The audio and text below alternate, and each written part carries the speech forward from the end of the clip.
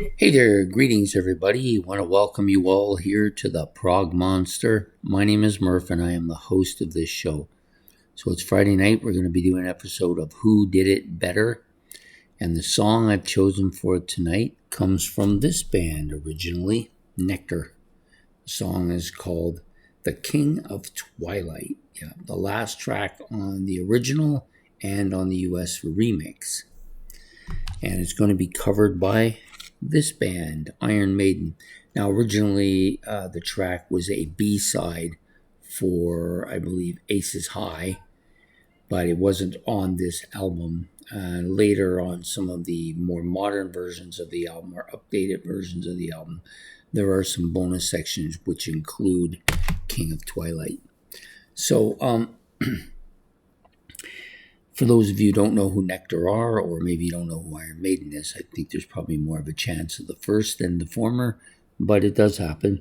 So Nektar is a progressive rock band from Scotland that made it big in Germany and produced what I think is their best album, probably is their best.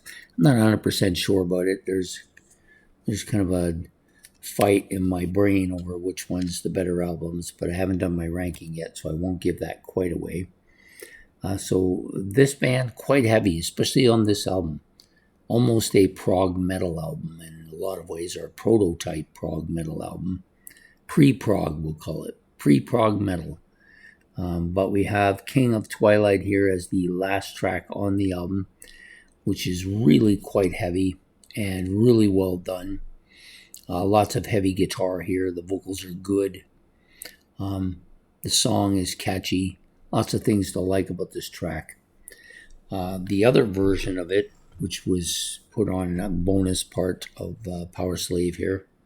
This is Power Slave, isn't it? Yeah, it is Power Slave. I don't know what I'm thinking. Anyways, Iron Maiden, of course, doing an Iron Maiden type version of the song.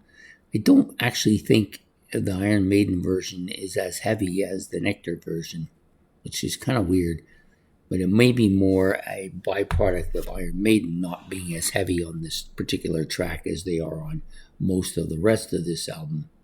Pretty strong. They do a kind of medley, so it's mostly King of Twilight, but a little bit of Crying in the Dark, which is the other track on the Nektar album. So the kind of story that goes along is they met the guy who wrote the song while they were in the airport, I believe, and they didn't even believe him that he was actually from Nektar. But you know how it is, because Nektar was never really a huge band, big in parts of Germany, not really big in North America at all. And Iron Maiden, of course, is one of the great metal bands of all time.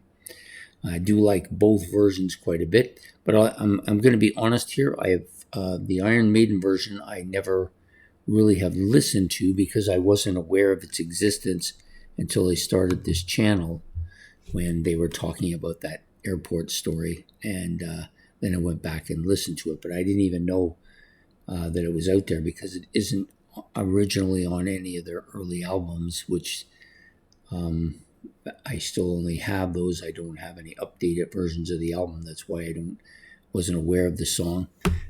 And the Nektar one was the first version of it I heard, and I like this album a lot. It's going to be up for Masterpiece this year, probably. And I just love the album quite a bit. So for me, I think I kind of like the original version better, only because I'm more familiar with it. And that's generally what happens with me. There are a few songs out there where I'm very familiar with both versions and I tend to like one better than the other. But at this point in time, I still think that Nektar did it better. So that's what I'm going with tonight. Nektar is the band who did it better tonight. In time, it might be Iron Maiden. So that's my choice. If you want to make any comments about either band or about the song or who you think is better, you can do that in the comment section below. Please don't forget to hit the like and subscribe as that helps the channel. So take care, have yourself a good evening, and goodbye here from the Prog Monster.